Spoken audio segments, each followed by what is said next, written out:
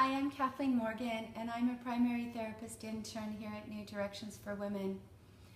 I came to New Directions for Women about 6 months ago, and I'm very excited to be here.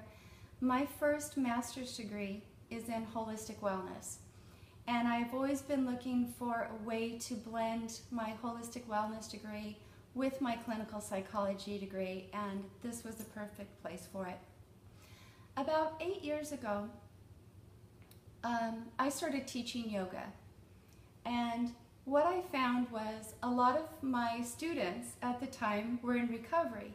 Now I'm in recovery myself, but I thought it was kind of funny that I was attracting people to my class that was in recovery. And so what I started to find was that people started to heal a little bit faster when they were coming to yoga, in that they were able to show their emotions a little bit more.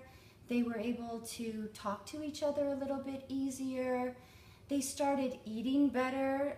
A lot of them quit smoking. And I know this because each week they'll come back and they'll report to me, "Oh, you wouldn't believe what I'm doing now. You wouldn't believe what I'm doing now." I decided that I actually would like to work in the field back then as maybe a counselor or something. And one of my students was a drug and alcohol counselor, and I thought, yeah, I should probably blend these two together. So I went and I took all the courses, and in the midst of taking the courses I decided, no, I don't want to be a drug and alcohol counselor, I want to be a therapist. So a little bit more schooling, all the while continuing my own yoga practice, continuing to teach students and take them along their journey. And so like I said, when I landed here, it was the perfect combination. And it wasn't long before I told them, we need more yoga on this schedule. And they let me put it on the schedule. I now teach 3 classes here. What I have found with yoga is that it is the perfect combination to work with trauma work. Because a lot of times what happens in a person's life with trauma is that the trauma still comes into the body and it still settles somewhere. And a lot of times just talk therapy won't get it all out.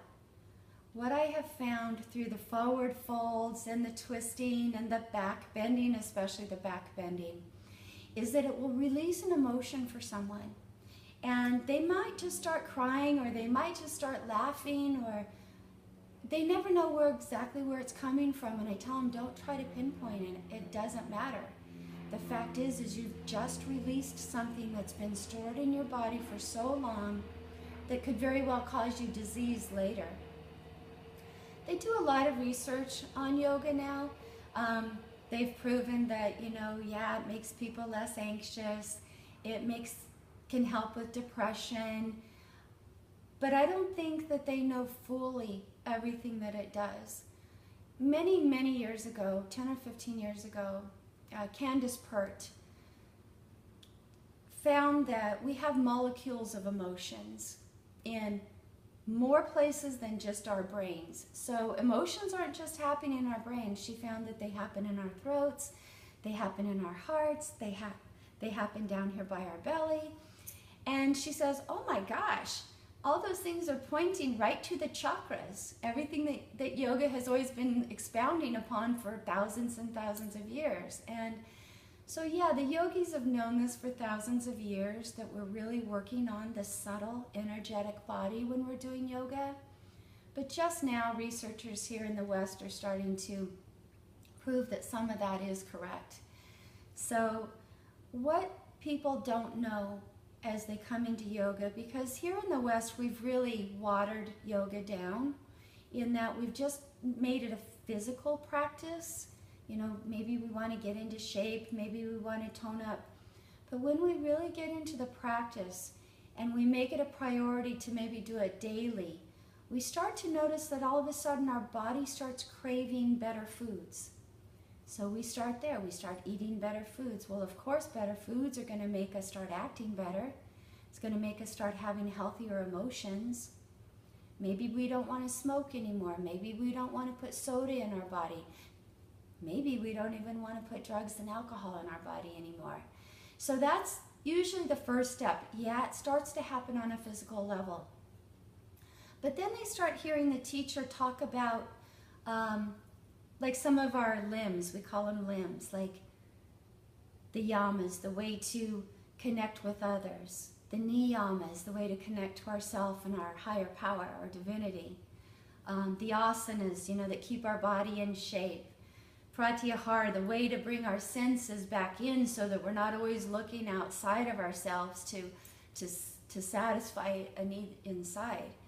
And so, and on, there's a few more limbs of yoga. But they start to hear their teacher talk about these other limbs, and all of a sudden they start seeing, oh, yoga is a spiritual practice too.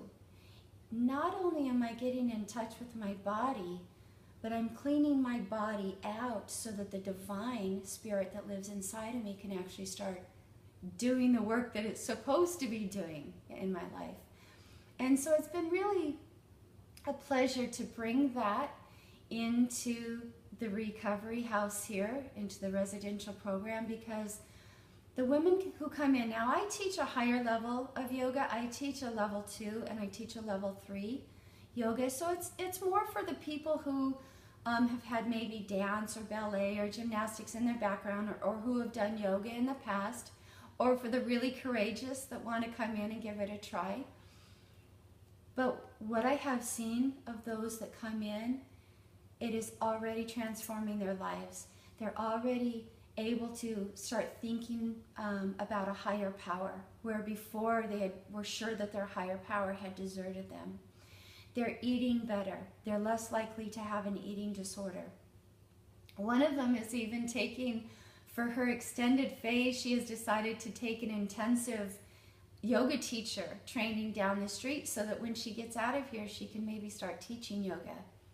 A patient that just left here not too long ago, she's on her way to India to take teacher training. So I think that's all healthy, because I know for myself that was a real turning point in my own recovery. And that's when I knew there is no way I would ever stick another poison in my body to mess up this instrument that God gave me. So, namaste.